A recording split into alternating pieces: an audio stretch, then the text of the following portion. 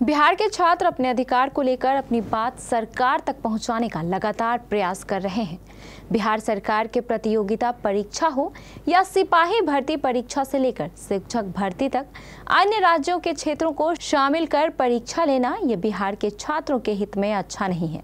बता दें कि बिहार के छात्र नहीं चाहते कि दूसरे राज्य के छात्र शामिल हो। बिहार में डेमिसाइल नीति लागू हो। क्या नीतीश सरकार अपनी राजनीतिक स्वार्थ को लेकर डेमिसाइल नीति रोकी है या कुछ और?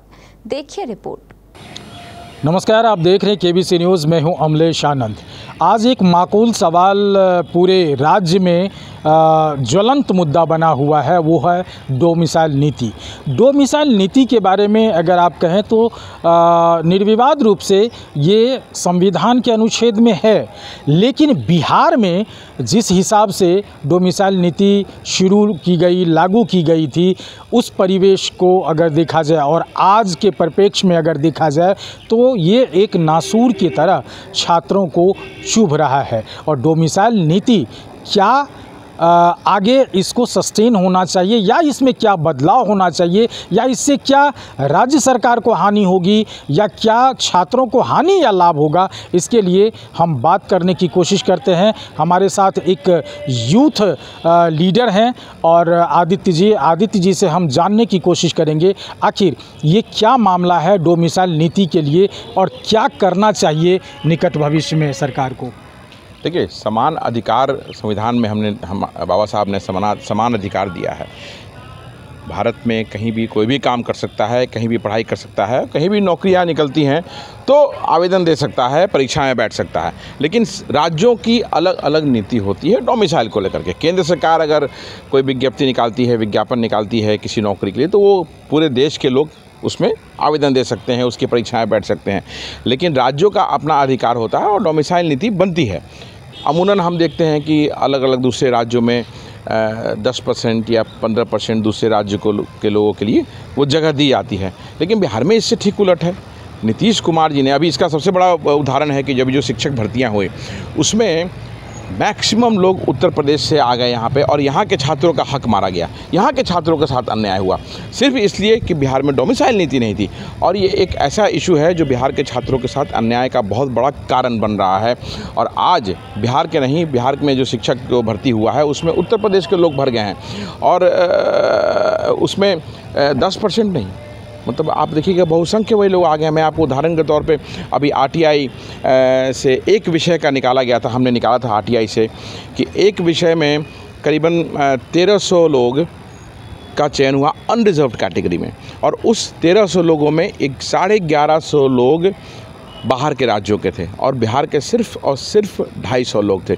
तो आप देखिए, अनुपात देखिए, अगर सिर्फ एक सब्जेक्ट में सिर्फ 250 लोग बिहार के हैं तो पूरे राज्य में और सारे सब्जेक्ट में अगर जो एब्जॉर्ब किया गया है लोगों को तो कितना कम नंबर्स होगा। मैक्सिमम बाहर के लोग हैं और अलग अलग जगह पोस्टिंग कर दी गई है।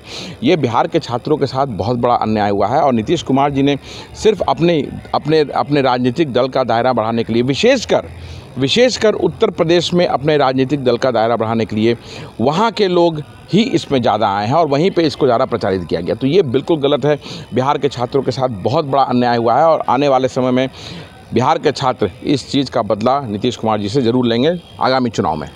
सत्ता दल के जो प्रवक्ता नेता, अगर इस पे पूछा जा रहा है उनसे तो वो कह रहे हैं कि ये नीति तो आरजेडी की सरकार से लगी हुई, तो उस समय आरजेडी कहाँ थी और क्यों नहीं उस पर संज्ञान लिया? भाई, नीति जिस वक्त नीति बनी थी तो कांग्रेस पार्टी ने मुखरता से इसका विरोध किया था और हमने अपना विरोध दर्ज कराया था, लेकिन आदरणीय मुख्यमंत्री जी इस पर सुने नहीं, क्योंकि उनको उत्तर प्रदेश की राजनीति चमकानी थी अपनी।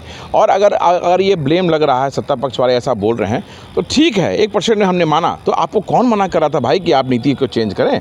आप फ्री थे नीति को चेंज करने के लिए, आप नीति को चेंज करते, अभी भी आप नीति को चेंज कीजिए, अभी भी आप नीति को चेंज नहीं कर रहे हैं, अभी भी हमें मुखरता से इस मांग को उठाना पड़ रहा है। तो यहाँ पे कटघरे में आरजेडी को या महागठबंधन को रखने का प्रश्न नहीं है। सत्ता में आप हैं और आपका फ़र्ज़ बनता है कि डोमिसाइल नीति बिहार के छात्रों के हक के लिए जल्द से जल्द अप्लाई करें। आप देख रहे होंगे कि छात्र लगातार पटना के सड़कों पे या राज्य के अलग अलग इसमें प्रदेशों में, जिलों में, मुख्यालयों पर ये धरना प्रदर्शन करते आ रहे हैं और उस पर डंडे भी चल रहे हैं।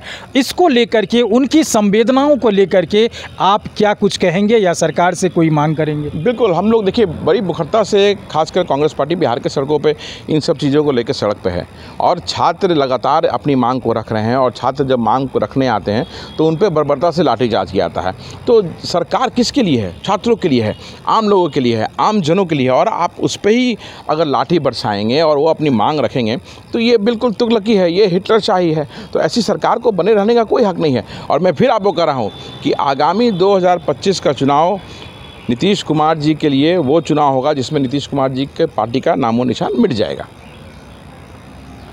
तो देखा आपने कि किस तरह से ये अपनी बात को मुखरता से सामने रखे और अगर ये अपनी बात को उठाते हैं तो कहा जाता है कि हमें जो विधानसभा है उसमें भी बोलने का मौका नहीं दिया जाता है, उस पर भी चुप कर दिया जाता है। ये सरकार की जो नीति है बिल्कुल गलत है और इस पर सरकार को स्वतः संज्ञान लेना चाहिए, नहीं तो राजनीतिक दल भी अब छात्रों के साथ होगी और वो भी सड़क से सदन तक की लड़ाई छात्रों के लिए लड़ती रहेगी। केबीसी न्यूज़ पटना से अमलेश आनंद की रिपोर्ट।